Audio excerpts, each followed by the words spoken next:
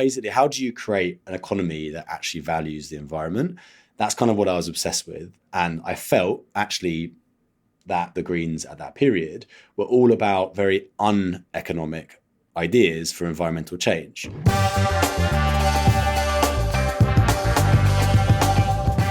Passionate about sport, politics, and especially climate change policy, Tommy Ricketts wanted more from his career in policy advisory at a major global bank. Whilst on a trip to Japan to watch his beloved New Zealand play in the Rugby World Cup, Tommy couldn't resist calling up his friend and soon-to-be business partner to talk about this business idea of setting up a carbon net zero consultancy. Fast forward 4 years and they have now scaled to 150 staff, and they are really making a difference in this nascent industry as a global carbon ratings agency.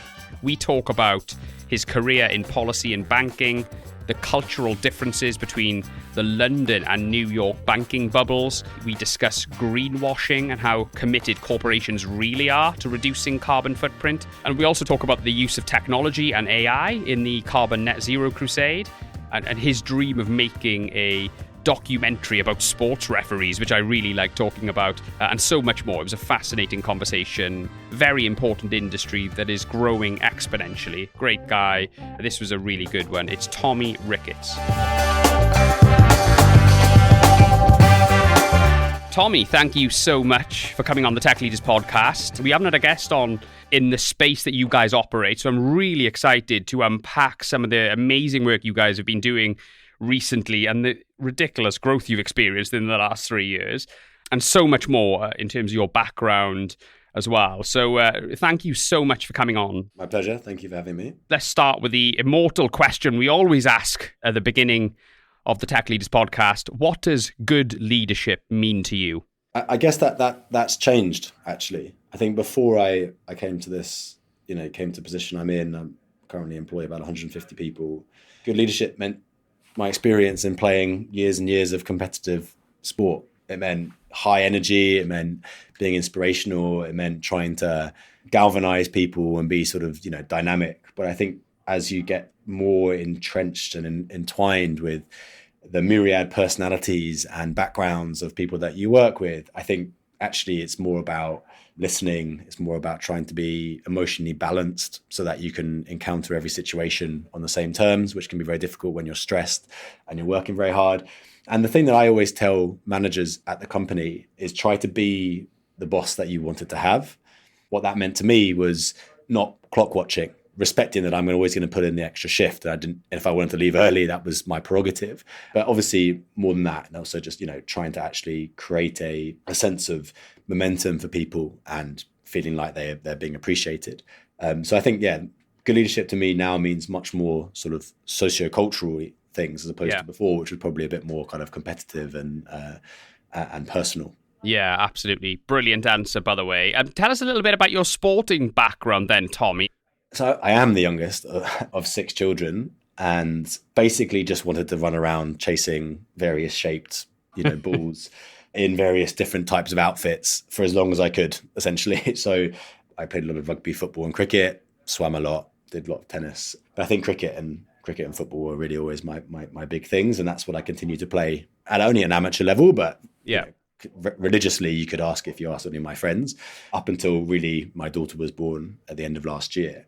And in the early days, I was very lucky. I got what's called an assisted place. So it meant a government scholarship to a private school in London, and was just very lucky to have kind of an amazing education, which had all those facilities and to benefit from those. What did you want to be when you grew up then, Tommy? Why did you choose to do history of economics? And what did you want to do? So my parents are academics. I was born in New Zealand and my parents divorced when I was about 4, and I moved to England with my mum, and my dad's an English professor. My mum has had various jobs, but is currently a kind of social historian, I guess. And genuinely, I only knew up until I left university, it sounds really stupid this, but that there were kind of 3 jobs. Either you were an academic, you were a doctor, or you're a lawyer. That's kind of it, basically. Honestly, it was a toss-up between geography and history. So it's economic history, which is a type of history. I actually started my degree during geography because what I loved was human geography, and then went to university and got very frustrated. And then I started doing the economic history modules, and it was like the history of British industries. It was the history of living standards in the working class. It basically changed my degree after the end of the first year, and then focused on basically lots of modern history, which applies very much to my worldview as I have now. I'm always using the theories that I learned from university and then onwards in politics and in finance.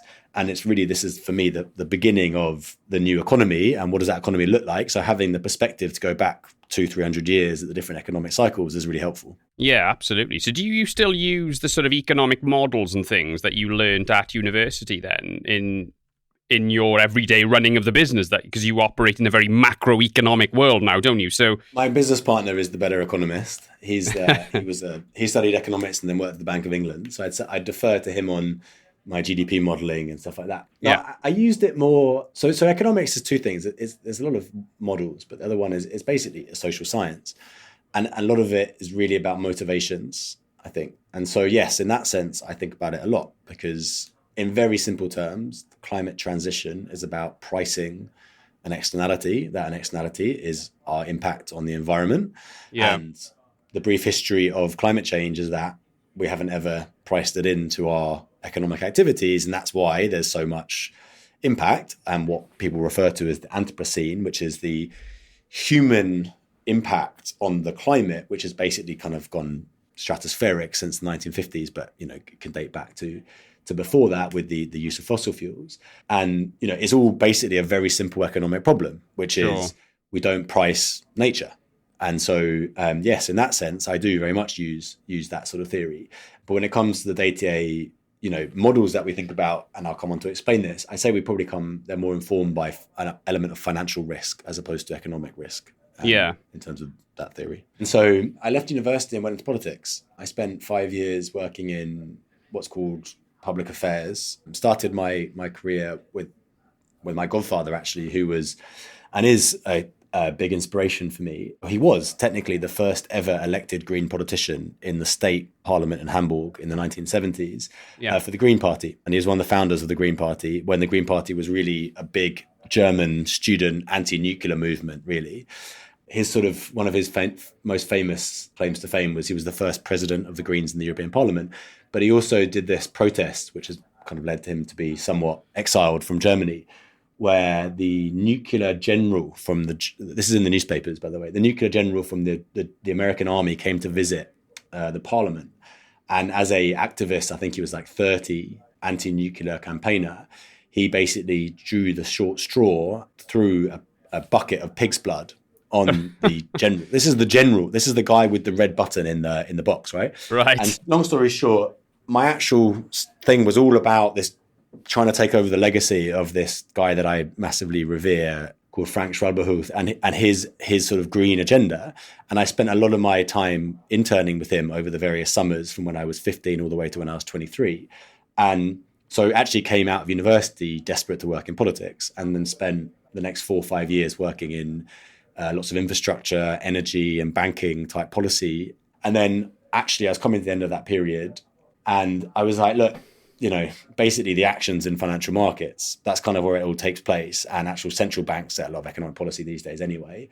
And how do I get into that side? And by total chance, my boss in politics was leaving the place he'd been at, had previously spent 20 years at Deutsche Bank and at hedge funds. And he said to me, I'm going to be head of research for European equity strategy at Bank of America. And I genuinely didn't know what that sentence meant. I had no idea what that sentence meant. I didn't know what that job title meant. I didn't even know that. I just said to him one simple text, which basically changed my life, which was that, can I come with you? And he said, well, maybe, but you're 28. You haven't done maths since you were 16. You're going to have to do this thing called the Chartered Financial Analyst exams, the CFA. And I was like, fine. So I went and had my interviews at B of A, was hired as an associate. And then I remember turning up on my first day at the bank in March 2015, and they put me in, they logged me into this Bloomberg terminal. And I don't know if you've ever seen a Bloomberg terminal, but it's not a normal keyboard. And it's like, my boss didn't join for a month, and I just sat there watching the cricket. No idea what was going on. And then I had to do my financial exams at the time, my FCA exams. And so I sat there revising my FCA, and I think that summer there was lots of cricket on. There was New Zealand, there was the Ashes. Most of my time just basically not knowing what to do and having to learn. But then in that first year, I did which is, I don't advise to anyone. I did the CFA level 1 and the CFA level 2 back to back. So you can do this December and then June. And so I kind of put myself on this accelerated course to teach myself financial markets. And by the end of that first year, I was really kind of, I was back up to speed, basically. The only thing I was any good at was basically talking about and writing about political trends. So yeah, sure. That was very in vogue at the time. And so I spent a lot of time advising and writing up the implications, both financial and economic, of Brexit. And then was lucky enough to get moved to New York, where I worked with a guy called the global investment strategist, who's really the arch storyteller of the research department. And that led me to a point of just basically saying, having had an education in politics, having kind of felt like I spoke pretty fluent financial markets, it was now, and he said this to me, and he probably won't remember this, but he sort of rather pointedly called me a pop star without an album. He was basically trying to have a go at me and say I was like Billy Big Shoes, as a 31-year-old living this nice life in New York, but I hadn't done anything proper. Like, what was my actual body of work? What was my contribution? What was I really going to be known for, as opposed to writing the odd piece and getting sent to New York for a couple of years? How did you end up in New York then? Can you tell us about that, Tommy? I turned up to work one day, and my boss sent me an email, the head of the department, and said, "Can I meet you, this afternoon?" And I walked in, and he said, "We're moving you to New York." That was short of it. I'm assuming you didn't argue or put up much resistance to that. Then it's not a bad place to be relocated, though, is it? I mean, I love New York personally, but it wasn't. I remember when I turned up, I got asked a very good question by someone. So I turned up. I was just turned 30, and they said to me, "Is this the first time that you've ever lived away?" And obviously, I went to university. I studied at Edinburgh, but you're with everyone. It's kind of still the UK, and that was true. So I actually turned up in New York as a 30-year-old, where no one knew me, totally starting again in a job with a nice, cushy, sort of like good job, but also with a very demanding boss. And actually, it was kind of a bit of a new chapter, if you will, in the life, and it gave me a lot of perspective. Yeah, and it was finishing school, I think, really for me. It was finishing school socially, mentally, but also professionally and emotionally. That's a good way to look at it. I mean, it's kind of... I worked in Toronto for a year myself. I grew up a lot there. Let me ask you this, though, Tommy. What about the cultural difference between London and New York from a working financial services perspective? So I think the UK financial services, banking, research culture was so much more intense in terms of the working hours, the appetite, the ambition. Really? I would think it'd be the inverse. Absolutely. Because financial markets are always open for the UK employees, you come into Asia and you leave with the US, and then in the middle you have the European markets. You're just always on, and there's always something to be doing. Whereas in the US, come 4:30, the world is closed. And also the interesting thing there is very, very few people actually live in Manhattan. Everyone in London who works there works in London. So they'll go for drinks after, there'll be things going on, there'll be lots of dinners. In New York, that just wasn't the case. They all live upstate, or they live in, they live on that train that comes into Grand Central, Westchester, etc. And so I found the working culture was quite masochistic in the sense that people never take holidays and they're always doing things. But I actually had a British boss. I was British with only 2 Brits in the whole department. Yeah. I came and went as I left, basically, as long as I always did my work. So there was never a problem with, back to the point about be the boss that you want to have. It was a very, very simple relationship. He asked, he said, jump, I jumped. But if he didn't say it, I wouldn't, it's my own ambition was taking me places and was doing things. So, I probably worked 50, 60 hours, but I would come in at 8:30. In London, if you weren't at your desk at 7, then the head of the research department would be walking around taking numbers. It was a completely different type of approach. Is that because of the boss though, and the team you were in, as opposed to the work culture of the city? Do you not think, or was that representative? Were you in a microcosm of the way it was everywhere in New York or London at that time? Well, I think so maybe it's, I can't speak to all. I wasn't in investment banking, right? So people think about banks, they think about investment bankers, they think about M&A, they think about deals. Like markets is a very different part of the bank. It's constant, right? There's always things to respond to, but the market always opens the next day and it always closes that day. Whereas, deals get done quickly. So the people that kind of brutalist 25 hours, type days, go home at 3 a.m., come back to the office at 9. That never happened because I was never working on deals. So that's just one different point. The other one was, it's all about who's your manager in research. Yeah, sure. Because some managers want, and this is a great line given to me in my interview actually at the bank. I said, what makes a good analyst to the deputy director of research? And she said, well, I don't give an F what you're good at, just be the best at something. Yeah. I think that's actually a really good thing from 100%. A career perspective. Yeah. You don't need to be everything to everyone, but know what you're good at and be really, really, really good at it. And then make sure you're working on other areas. Yeah, and great advice. That's also comes out, by the way, back to the point about the bosses, which is for some people, and I think probably maybe slightly meanly, the less intellectually capable, creative, it was all about industry. It was about working their absolute socks off because it was the volume of information. It was the amount of things they were doing. It's the amount of touch points with clients. It was the availability that was their real selling point. And, I say that probably slightly arrogantly, but, for us, it was about the quality of our work. It was about the ideas that we were saying. It was about that stuff. And they speak for themselves, a lot of it. And so actually, I think that plays a part of it. If you're in a team where they see success as being putting in the hardest yards, as opposed to the best quality of work, it can get a very different experience for you. Pre-April 2020, okay, what would you say the main milestones in your career were that took you on the path to setting up BeZero in early 2020? I think starting in the European Parliament, and I've got all these random pieces of paper in a memory box somewhere with like my theories of basically environmental capitalism. Like how do you create an economy that actually values the environment? That's kind of what I was obsessed with. And I felt actually that my godfather and the Greens at that period were all about very uneconomic ideas for environmental change. So a lot of the founding idea came about. It's like, well, capitalism, whatever, it's got its problems, and yes, there are better ways of doing it, but I can't change everything all at once, all the time. Like, let's pick off what stuff we can chew. And having an economic philosophy was really the thing that I felt was missing from the green movement, and I still think, to a large point is.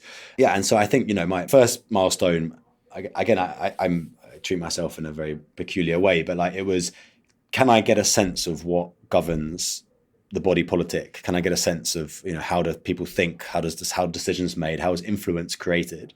I'd like to say I had this master plan about going back into the green economy. And then in finance, it was all about the message of the markets. It was the psychology of the markets that I spent a lot of time doing.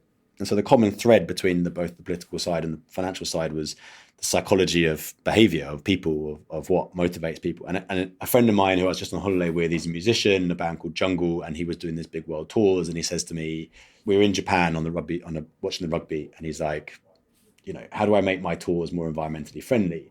And I've no idea why, but that's the question that basically created a kind of like thunderbolt through my head of all these years of experience and doing these things. And it's all about the climate economy, and here's 50 million business ideas. And he didn't know what I was talking about by the end of the conversation. But in a mean way, I just was like in my completely own world of thinking. Yeah. And then I basically spent the next week just writing. Like I wrote like books of just ideas down of just stuff, and called my business partner from Japan on my mobile and basically said, I've got it. I hadn't worked with him for 2 years. He was in London. I'm assuming this was the Rugby World Cup, was it? You were on a lads holiday and you were doing business ideas.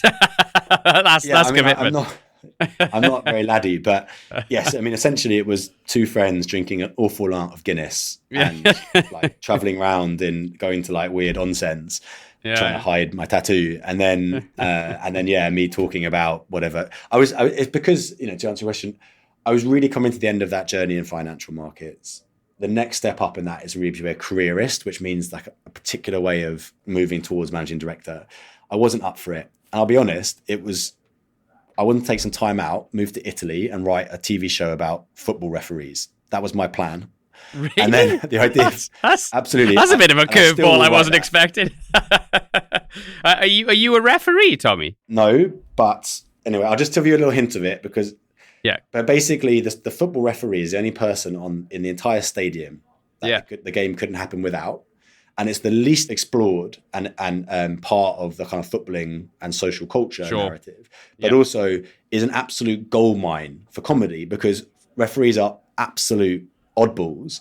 And, so there's all kinds of questions. So I wanted to write a mockumentary called Whistleblowers, where whistleblowers would tell the story of, they'd whistleblow on being a whistleblower.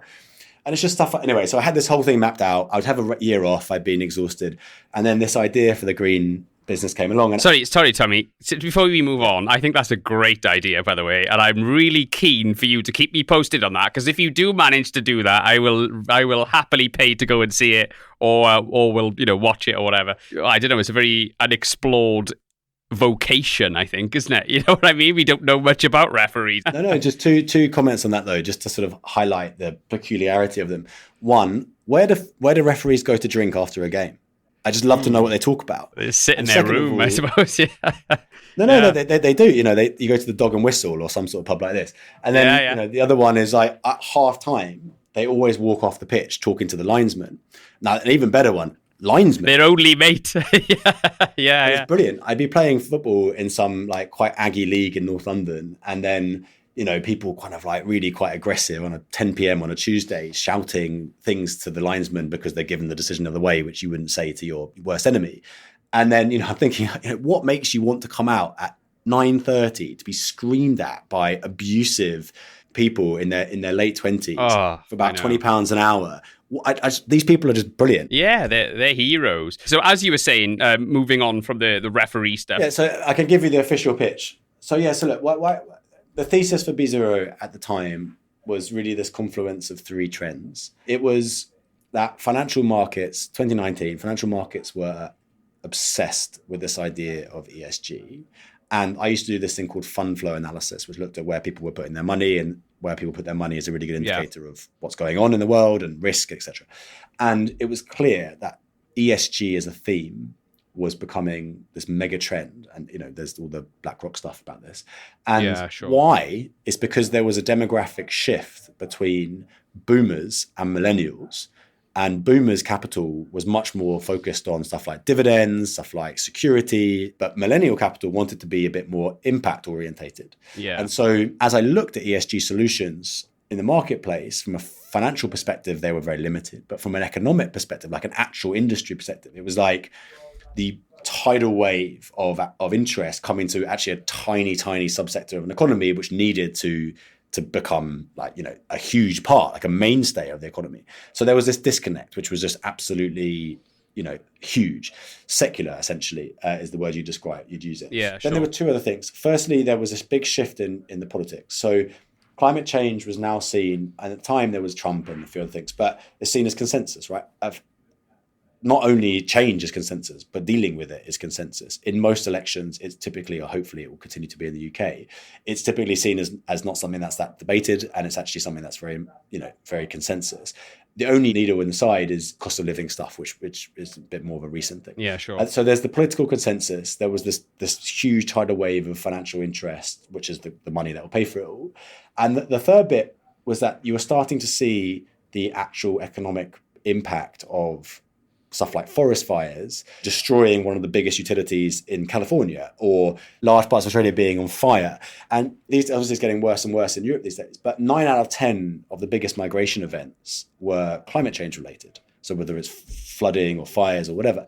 And so you're seeing this kind of huge confluence of activities. And I just really felt that it was the time to go and try to put my money, limited, savings that I had in terms of investing in a business, but also put my skills behind the agenda that I most believed in.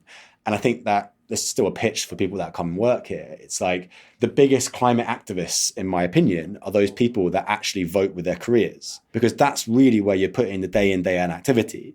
It's not, it's all very well campaigning, but, my pitch internally is they're a data team. They're arguing about the validity of some sort of forest in South America and the finer points of this or this trend. It's like, for me, that's 1,000 times more climate activist than stopping traffic in a street. Because you're actually trying to do the actual work, which creates an economic solution, which creates a trend. Talk us, how did it actually come about? Who did you set up the firm with? And what is your raison d'etre? Came about from this spontaneous moment in Japan when my friend asked me about carbon neutral touring, and then very quickly became a conversation with my very close friend Seb Cross, who's my co-founder, who I called up, and I'd always said to myself, if there's one person that I was going to set up a business with, he's the smartest person I knew, so I would want to go and do it with him. And then actually, there was a friend in New York who worked at one of the big tech companies. And there was actually a Welsh guy that we met, believe it or not, in the smoking area at a match in Japan. But very quickly, those two, for various reasons, didn't continue on the journey. And so, we came back. I actually resigned the week before COVID happened. And so I didn't sort of resign into COVID and the isolation. I resigned just before it. And then I moved back on basically like a UN flight in April from New York with me and like 20 other people. And I remember the air hostesses could only give us bottled water. That was the only thing they were allowed to give us for like the whole flight back from New York. And then came back to London, moved back. And we basically just started spending about 6 months just trying to figure out what we thought. What was the view? How did it all work? Which of the areas we were most interested in? We didn't have that journey where it was like, I want to do this really specific thing, and that's what I'm going to get a business around. It was very much more intellectually curious than that. Not that that's not intellectually curious, but it was the foundation was, how do I understand climate transition? There's really the liability side, which is how much impact am I making? How do I calculate that? How do I have a strategy to reduce that? Then there's the asset side of it, which is, what are all the solutions, the new industries, the types of markets that are going to be needed to service that reduction journey? And it was really about figuring that kind of both sides of that balance sheet out. In the meantime, we were bootstrapped, so we didn't have any external investment. We spun up a footprinting consultancy. And so the name BeZero makes a lot more sense if we do carbon footprints. It makes much less sense as a carbon ratings agency.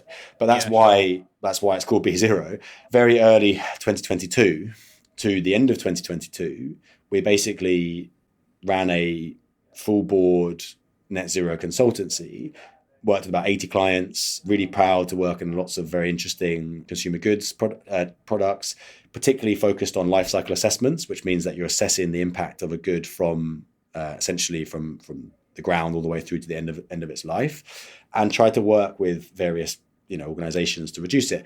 At the same time, my business partner had been completely obsessed with this idea of what is a carbon credit, and isn't it just a financial contract, and isn't it what is this market? And he used to work in the biggest market of all, which is the bond market. I used to do like multi-asset strategy. So both of us love talking about this type of thing, and it's all about getting capital investment into this space. And so like our interest, I'm not saying our interest wasn't on the footprinting side, but our real passion was this intersection between capital markets and environmental assets, and the start of this big kind of journey there. And we basically used the footprinting side to spend on the R&D of the ratings idea. And then, I remember we wrote this thing, the first of its kind sort of thing called the white paper on carbon ratings. I think it's very funny because I used to work in UK politics, right? And so anyone that works in UK politics knows what a white paper is, but have American companies calling their things white papers. Like, well, you probably didn't respond to white papers when you were 24, so there's no reason why you should be calling it a white paper today. But that's just an inside joke for anyone in the climate space. But basically, we got called up by Goldman Sachs and Citi the day we put this out, and like basically summoned to their offices and said, like, what is this? What are you doing? And so it was like pushing on a completely open door, but it was all about this key challenge, which I come on to explain. Carbon credits are treated typically like a commodity, in that every carbon credit represents 1 ton of avoided or removed emissions. And you call it carbon, but really CO2 equivalents. So it can be methane, it can be nitric oxide. Who is responsible for measuring that, for making sure that 1 ton equals 1 credit? That's essentially the entirety. That's like the North Star of my business. There's no uniformity, basically, is what you're saying. There's no transparency or uniformity. It's very difficult to guarantee that every instrument is exactly a ton of avoided or removed carbon. And I don't think it's even desirable, because you don't tend to have scaled financial markets other than physically delivered commodities, i.e. if you put an order to me to order 10 tons of coffee beans, you or someone at the end of the value chain is going to get delivery of 10 tons. And they could count every bean if they were so inclined. The problem with carbon is it's not physically delivered. So it's really hard to know that it's exactly a ton.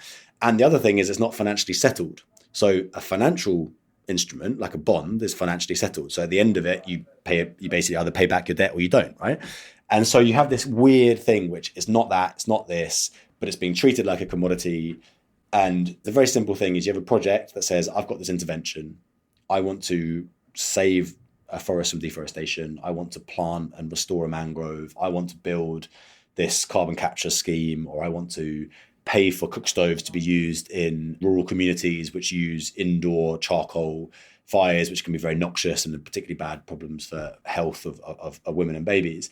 And, I want to make these big interventions. And if I can show that revenue from selling carbon credits would make this project essentially work, because it would plug the funding gap, then I can issue credits against it. And then they have to follow methodologies, which are set by these bodies called standard bodies, who say, okay, if you want to issue credits for a forestry project of a certain type, you have to follow this exam paper. And if you pass the exam paper as approved by them and by third-party verifiers, every single unit that you issue will be equivalent to 1 ton. Now, that's how the market had operated for like 20 years. And we basically came along, and take you back to where we were in 2022. We were doing this consultancy, and we were budding up this idea.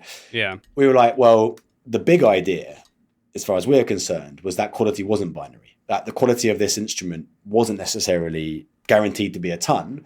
And that's equivalent to a financial rating type research offering, which is a very, very, very valuable part of how people assess risk in financial markets, particularly in bond markets, but other types of markets as well.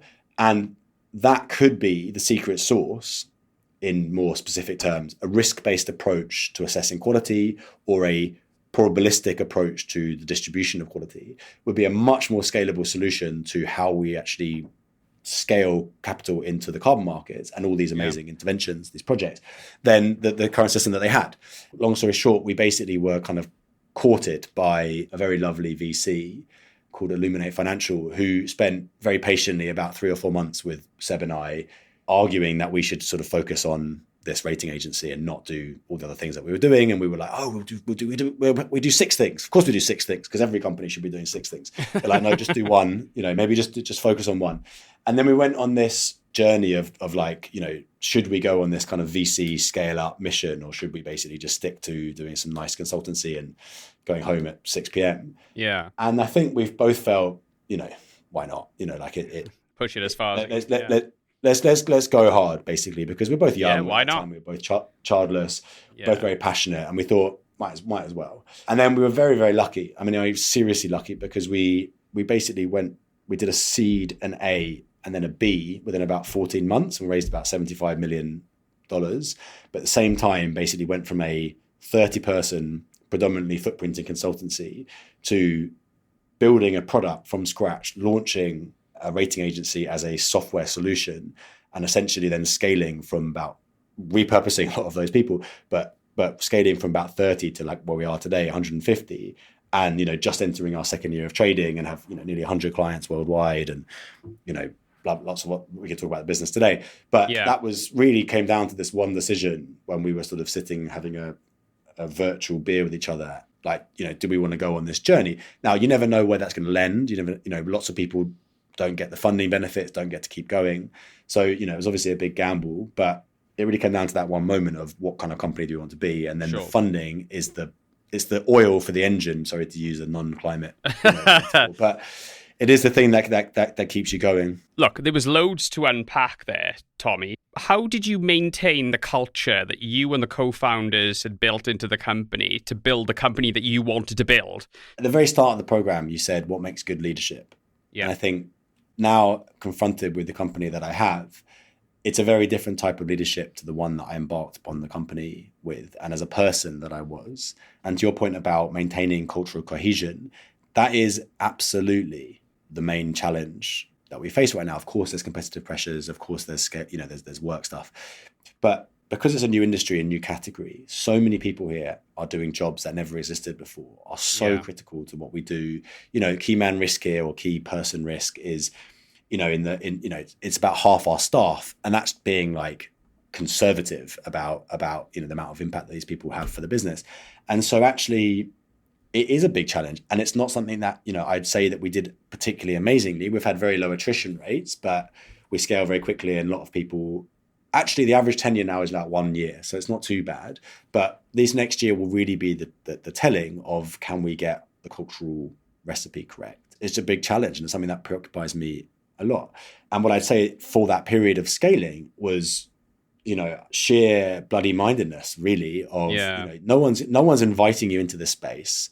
No one, you're trying to create a paradigm, which is this kind of financial markets type approach to assessing risk for these environmental assets, which upsets a lot of people, which really tops apple cart for certain communities that require, philanthropic funding. We're basically saying that this shouldn't be philanthropically funded. It should be financially funded, capital markets based. And then you've got other people who were in the market already who were like, well, of course, 1 ton is 1 ton.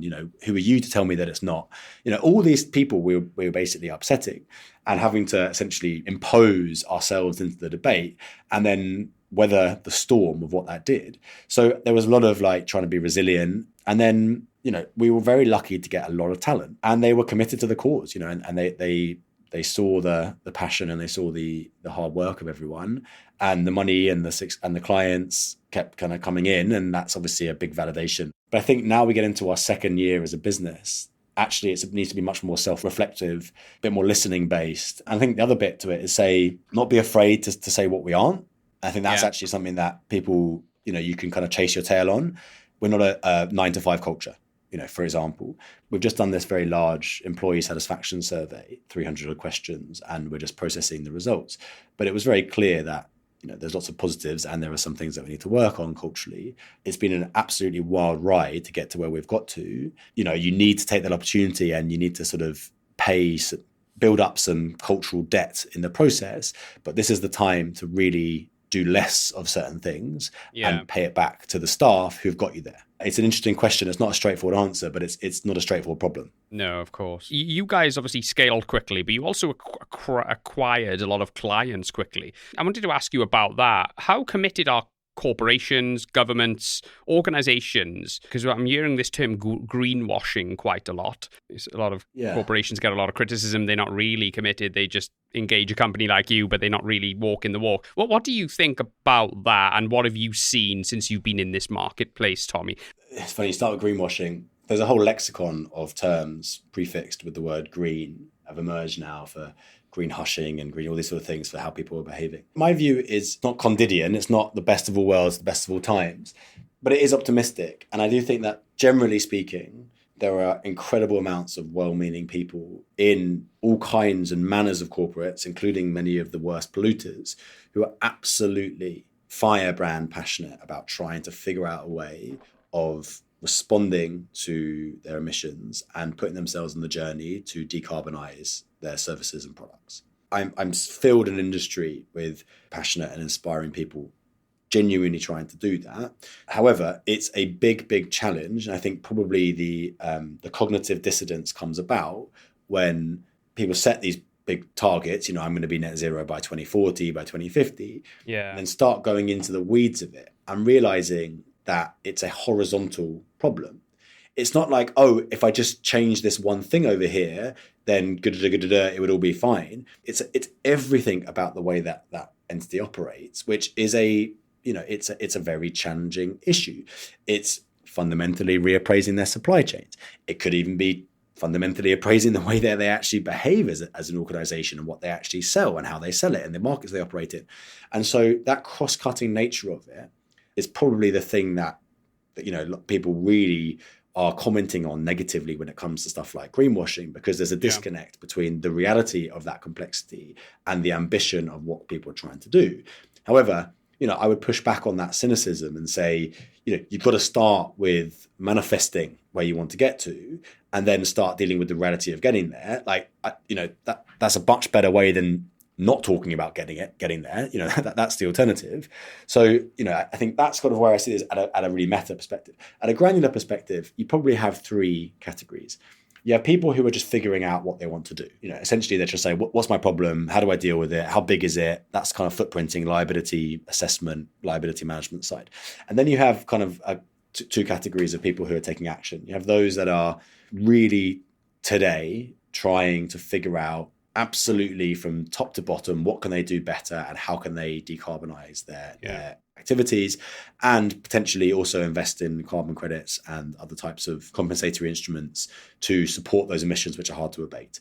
And then you have the ones that are seeing it as a they'll go with the flow, but they're not necessarily want to be the leader. And this is particularly interesting for the use of carbon credits in ameliorating their emissions.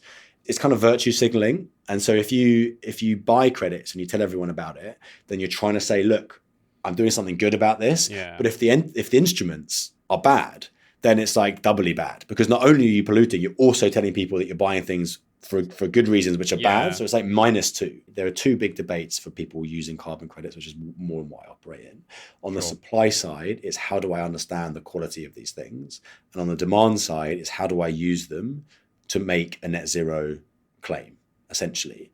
And at the highest level, it's all about paying for your emissions. So you don't even need to make a claim, really. You're just starting to use these things as a way of paying, setting a price for what you pollute.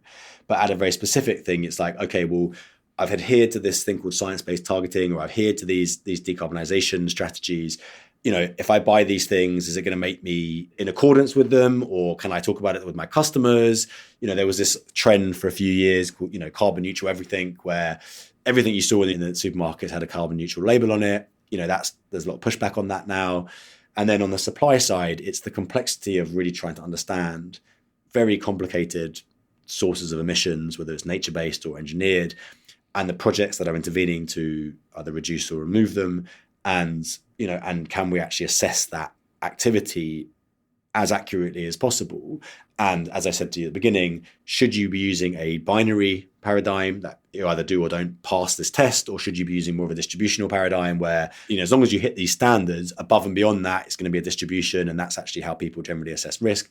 What that means for day-to-day people is, should I buy these things or not, basically? Yeah. And then for the general masses, it's, should I have a net zero strategy or not? And I think a lot of people are. Fantastic. So cause for optimism then, I suppose, Tommy, yeah? Like the green backlash right now. There's a lot of cynicism with the granular workings of different markets, the efficacy of corporate action at a very global level, basically the cost of living and the inflation crisis that's permeated from various sources, that people think, well, maybe we've gone too hard, too quickly, and there's other things that we have to figure out. But I think you do need to be optimistic. I think it's very important that you turn up every day and say, look, you know, I'm trying to make this thing better, and that you believe that other people in this space are also trying to do that. Because there's a lot of, it's quite internecine at times, the way in which people in the climate or community can operate. And it's, for me, it's like splitting hairs. Like, you fundamentally agree about 99% of things. Why are you vehemently disagreeing about the 1%? So I'm optimistic about the intention of actors in this space, whether it's corporates through to companies that actually operate in it. And I'm optimistic about the speed at which we're trying to respond and innovate to deal with it. But I am pessimistic that the reality and the harshness of current conditions and for many countries precludes them from taking those actions at the speed at which we'd most like, which is all the more reason why you need to have jobs and growth to support it, right? Brilliant. Look, Tommy, there's so many directions we could go in here. I think you've covered all the things I wanted to talk about in relation to your in relation to BeZero and your industry. A couple of things we always ask our guests: what tech innovation are you most excited about, and what tech innovations have you benefited from since you've set up the company? I think the application of what had previously been mostly academic geospatial and Earth observation techniques to sort of the general economy, that's really exciting. I think looking at the theory of financial assets and applying it to environmental activities is also really exciting. It's that translates to stuff like data systems, how you think about big data, machine learning tools, etc., as well as just the conception of the more sort of human innovation side of climate tech in terms of risk models. So those are probably the areas that I'm most excited about. And then just the innovation of solutions. What about AI? I know you guys use AI. We do use some AI. We're increasingly looking at how best to use it. My shorthand for AI at the moment is it's really machine learning. AI hasn't really taken off its scale yet, but there is quite a lot of opportunity for how you do research. And so how you synthesize information, how you make it quicker for the analysts to do their job, but also how you can do it to train models against environmental, sort of nature-based trends. So you can look at complex ecosystems and you can train data based on prior trends and to observe what's going on in real time. So those are the two bigger applications. To quote a very senior software developer at a very big AI company, it is often just a gigantic if statement, which is me trolling the entire AI community. But there's a lot more to it than that in the future. And it's now about figuring out what can you actually provide value to us. Because ultimately, it's a risk-based analysis of a trend. There's lots of areas which will be AI relevant, and there's lots of areas that won't be. So that's just speaking from our particular 100%.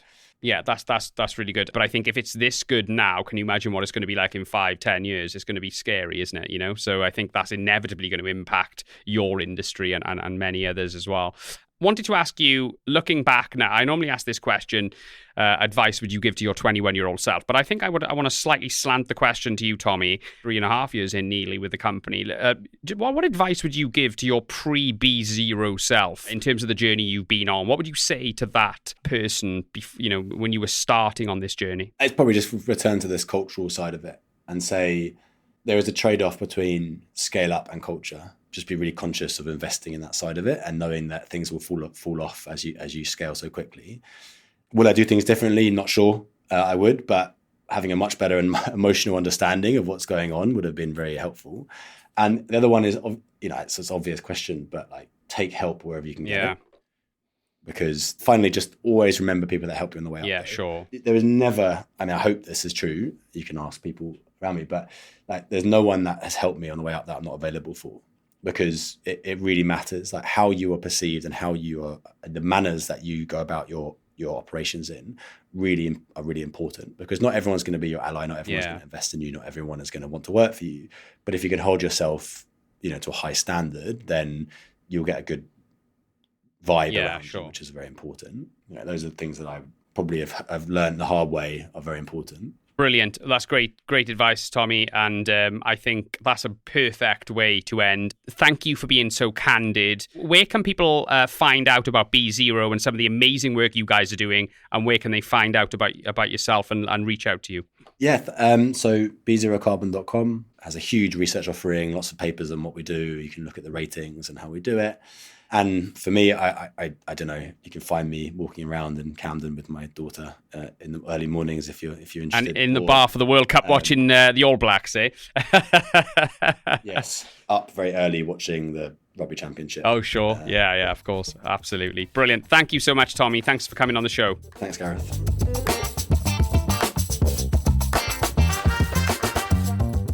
That was a really interesting conversation. I didn't know a great deal about climate science and related finance and policy, but Tommy brilliantly explained this nascent industry of carbon net zero solutions. What I really enjoyed today was Tommy talking about how they scaled, particularly hiring people to do jobs that, in Tommy's words, nobody has ever heard of. I'm sure many entrepreneurs and business leaders can relate to this. BeZero Carbon went from a small founding team to 150 staff in a little over 2 years. That is incredible growth. How on earth do you manage that? And how do you manage performance and expectations of that level of staff in a like I said, in a very nascent industry where the jobs are, there's nothing really to benchmark against? Essentially, Tommy was saying that they relied on good old-fashioned common sense and playing it by ear, but it was really fascinating to listen to him talk through that and talking through how they retained the culture in accordance with the DNA of the founders and the original purpose that was communicated by Tommy himself whilst on holiday in Japan 4 years ago when BeZero was at an embryonic stage. Really like Tommy's description of greenwashing, the shift from climate awareness to climate action, and how committed businesses are. I have no doubt that BeZero will go from strength to strength in alignment with the inevitable rise of this industry and related industries. It really was a fascinating conversation. I loved it. If you found this episode valuable and thought-provoking, we would really appreciate it if you could quite simply click the subscribe button and possibly even leave a review. This helps us to spread the word and reach a wider audience so that we can make a bigger impact and bring you the best guests possible. Thank you so much for downloading.